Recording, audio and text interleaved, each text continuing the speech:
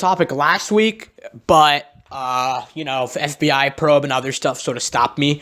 All-Star Weekend skills challenge. I'm gonna start with the skills challenge because that was the first one. Embiid versus Horford in the first round. And Horford took an early lead, but Embiid caught up and he hit the second three. Horford was missing threes. Embiid caught up, hit the second three. He advanced to the semis. Markkanen versus Drummond. Markkanen just cruised in this one, just easily hit a three. Drummond, big man. Some guys can't really move around too much, so, that was expected. Buddy Hield versus Dinwiddie. Buddy Hield took a lead, but he wasn't able to make any threes. And Spencer Dinwiddie just went down, hit the first three, and Dinwiddie advanced. And then Williams versus Murray. Lou Williams, he was my pick, but he messed up on the hoop, and Murray just easily just cruised and hit the third three, and he won and he advanced. So Jamal Murray. So the semis was Embiid versus Markkanen.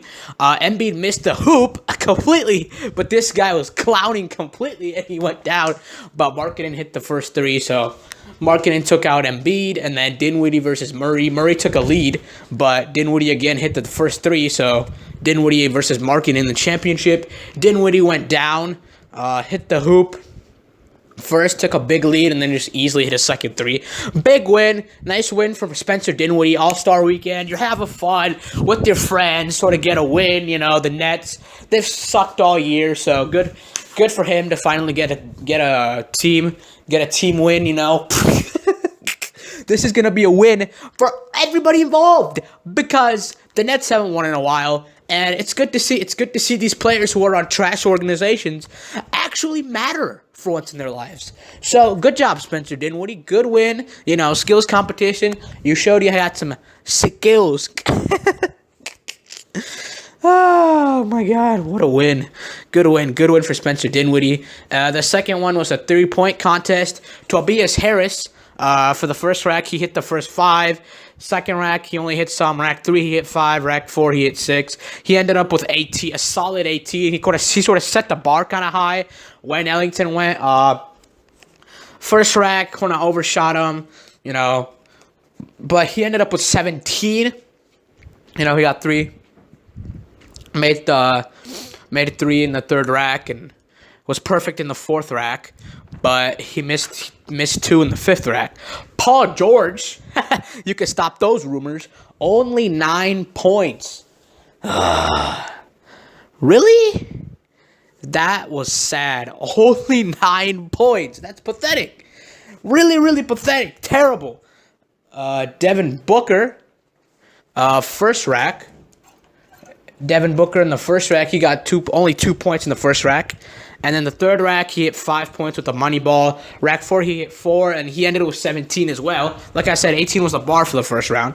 Kyle Lowry also had a horrendous round, only 11. Completely horrendous, bricked everything. Bradley Beal, he came out, he's solid. Obviously, the first rack was a bunch of bricks.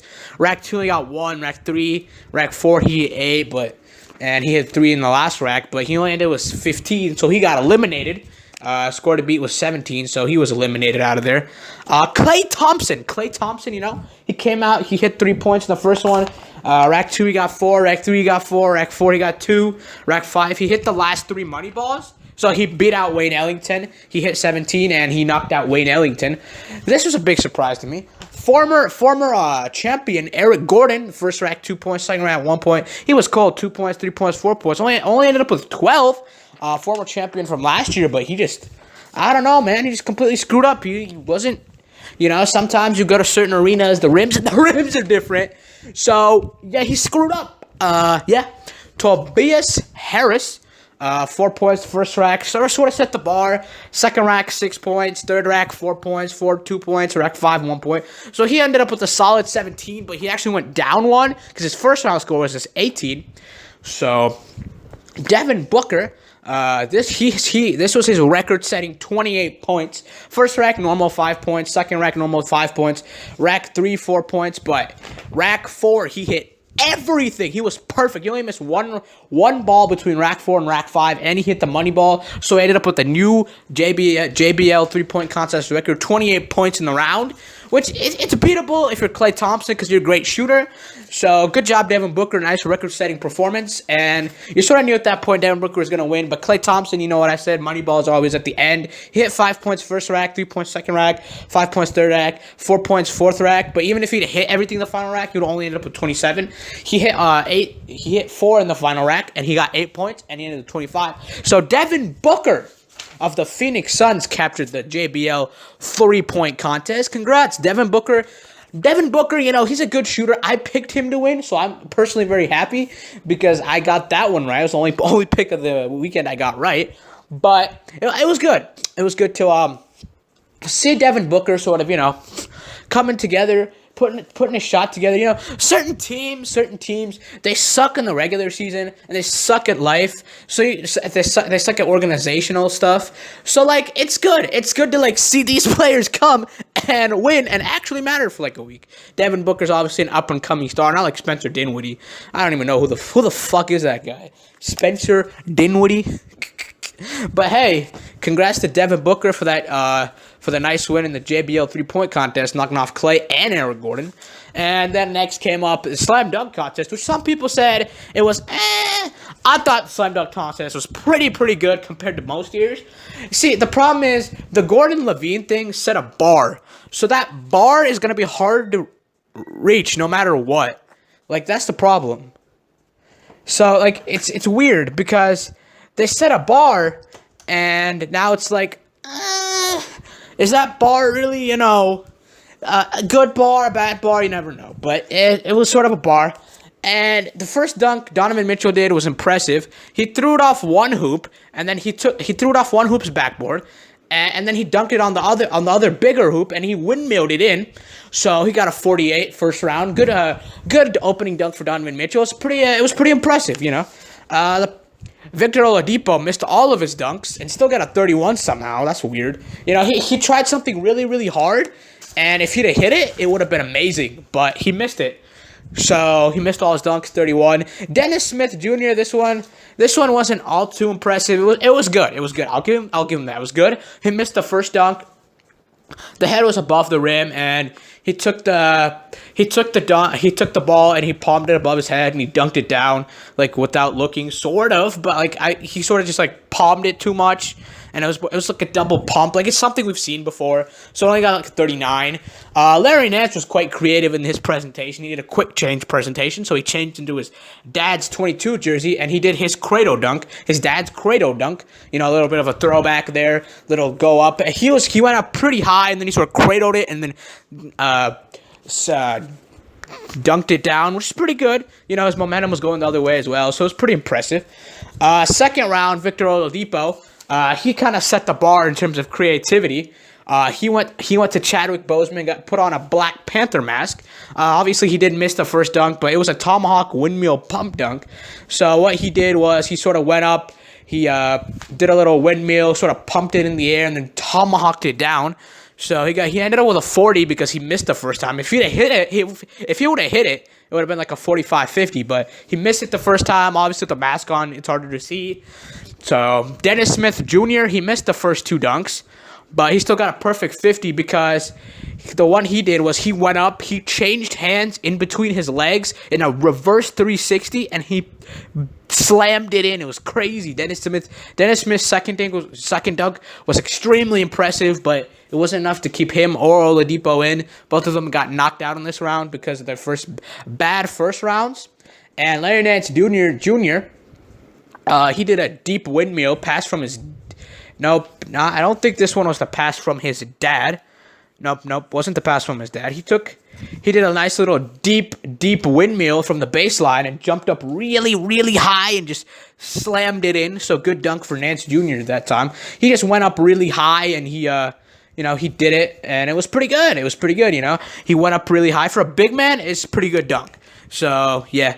Donovan Mitchell put on a Darrell Griffith jersey. He missed his first dunk, so he brought his sister and Kevin Hart, and he had him sort of crouched down, and his kid, and crouched down, and then he threw the dude threw the ball off the side of the rim, and he took it and he jumped over all three of them, and he jumped up really, really high and rocked it and landed completely perfectly. So he hit a perfect 50, and it was him versus Nance Jr. in the finals. And in the finals, Nance Jr. actually screwed up twice, but he did a really good windmill. He did like a really, really impressive, super high up from a pass from his dad, and he scored a 46 first round of the finals. Donovan Mitchell missed the first dunk, but what he did was he threw the ball off a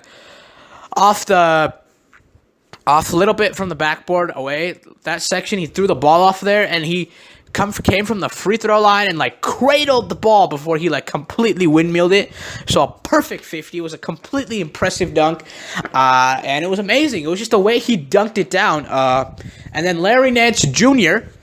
Missed the first time, but he still got a perfect 50 because he threw it at the rim, and then he went up and double tapped it. He threw it up and then tapped it again while he was in the air and took it and slammed it in. Crazy powerful dunk. Perfect 50. And Donovan Mitchell now just had to score at 46, and he did a little throwback Vince Carter reverse 360 windmill, and he did slip a little, but that was an extremely crazy dunk, and he reverse windmilled it, put it in, and then he did a nice little Usain Bolt pose, and that gave him a 48, 1-2. So Donovan Mitchell won the slam dunk contest. So the winners were skills contest, Spencer Dinwiddie, 3-point contest, Devin Booker, and finally, the finals of the dunk contest, Donovan Mitchell. All three big winners, and I felt like all three events were good. You know, Embiid made the skills contest fun. Markkanen was pretty good as well.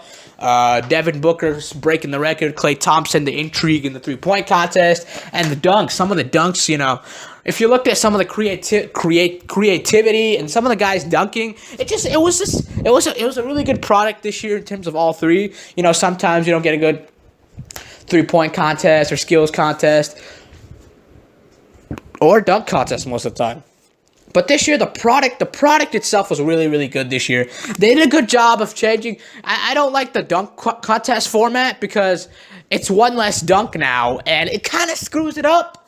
So I hope they bring back the old format for the dunk contest.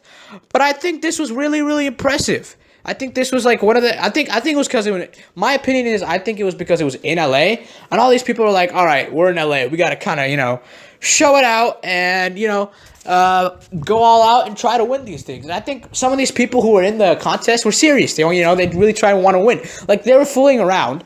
But I think as a whole, I think the NBA players knew that they had to take it more seriously so that the product itself would benefit. And they did a really good job. They got good dunks in. They got all these like really, really good stuff done. So I feel like this was a really productive weekend for the NBA. I obviously went. I saw a bunch of people, and it was a lot of fun. I didn't go to the actual All-Star events, but I went to only the practice and the crossover, and it was really a lot of fun. So it was good. It was a good weekend. NBA sort of benefited, made a lot of money. So good job. Good job. I hope a lot of All-Star weekends kind of go like this, but I hope the dunk contest is a little bit better than was a little bit better than usual. I hope it's a lot better in the future. I hope they change the format, and it was just a good weekend. Good weekend. All-Star game was good too, but I'll cover that in the next video. Good, nice weekend. Really, it was a good capper. I'm just surprised that it was actually this good, but I hope it just continues to be this good, and the events are fun. You know what I mean? They're just all out fun.